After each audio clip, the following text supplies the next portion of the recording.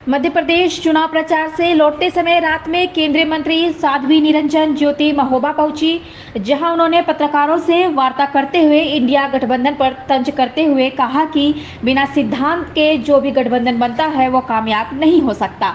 इसलिए मध्य प्रदेश में गठबंधन के सभी दल अलग अलग लड़ रहे हैं और 24 के चुनाव में भी यही होगा। वहीं दिल्ली के सीएम केजरीवाल पर सीधा निशाना साधते हुए ईमानदारी का लबादा ओढ़े होने की बात कही। साथ ही अखिलेश यादव पर कहा कि मध्य प्रदेश में अखिलेश यादव महारैली करे या महागठबंधन, सरकार तो बीजेपी ही बनाएगी। नहीं नहीं, अब ये मुझे लग रहा है कि आप लोगों की कहीं कल्पना तो नहीं है। फतेहपुर में इतने बड़े बड़े काम किए मैंने। कल ही मैं वहां जाकर के पाइपलाइन से गैस की सप्लाई का उद्घाटन करने जा रही हूँ। ये मुझे लग रहा है कि अटकलें ठप होनी चाहिए। मध्य प्रदेश में सरकार पुनः भारतीय जनता पार्टी की बनेगी।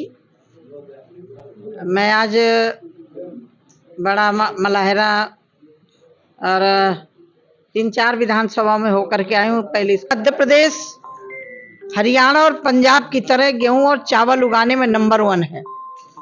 वही किसान है 2003 के पहले जो था।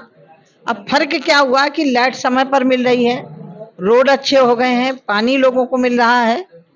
इसके कारण मध्य प्रदेश का बहुत बड़ा परिवर्तन हुआ है और भारतीय जनता पार्टी के मुख्यमंत्री के रूप में शिवराज सिंह जी ने बहुत अच्छा काम किया है। दीदी 2003 के बाद पहली बार साध्वी दीदी उमा जी इस चुनाव में प्रचार नहीं कर रही हैं। वो चुनाव के ठीक पहले हिमालय चली गई है, ऐसा क्या कारण है? नहीं, ऐसे तो 19 के चुनाव में भी अपने स्वास्थ्य की असमर्थता जाहिर करते हुए उन्होंने अपने को बैक कर लिया था और सचमुच में उनका थोड़ा स्वास्थ्य वैसा रहता भी है।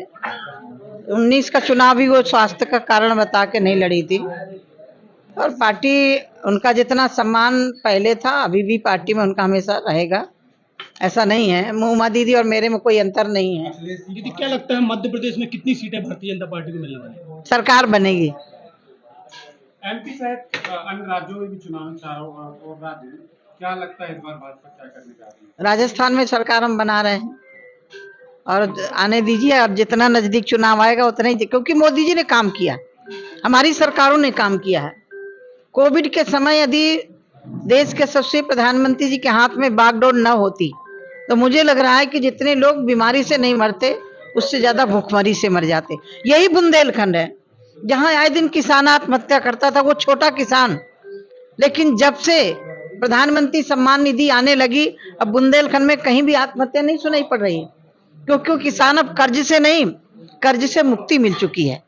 और ये बुंदेलखंड जहाँ यहाँ से लोग सोचते थे बुंदेलखंड कौन जाए, आज वहाँ देखिए defence corridor, Bundelkhand express way, पानी की व्यवस्था, घर घर पानी की व्यवस्था, तो काम हुए इन 9 सालों में और उस काम के बल पर हम जनता के बीच में जा रहे हैं।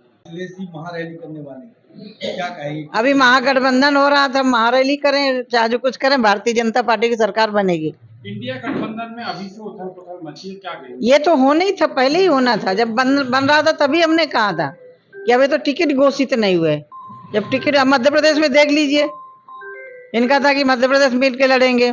आम आदमी पार्टी भी लड़ रही है, सपा भी लड़ रही है, अन्य दल भी लड़ रहे हैं। ये 24 में यही होना है। देखिए, बिना सिद्धांत के कोई गठबंधन बनता है उसका हिरास यही। वो दिन भी देखें जब लोग कहते थे किसके लिए आंदोलन कर रही हो, राम मंदिर कभी बन नहीं सकता है। और हमें विश्वास था कि राम मंदिर तो बन के रहेगा, चाहे जैसे बनेगा, राम जी का मंदिर बनेगा धूमधाम से। वे लोग, विपक्ष के लोग कहते थे मंदिर वहीं बनाएंगे, तारीख नहीं बताएंगे। अब तो तारीख भी बता दी, 22 जनवरी को धूमधाम से मंदिर का उद्घाटन भी होगा, पूजन भी होगा और दुनिया देखेगी।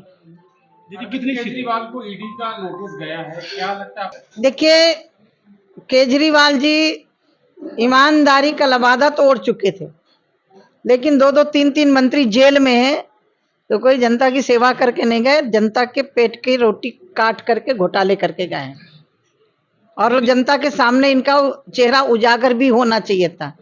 झूठ बोल करके जनता से कब तक छलावा करोगे? दीदी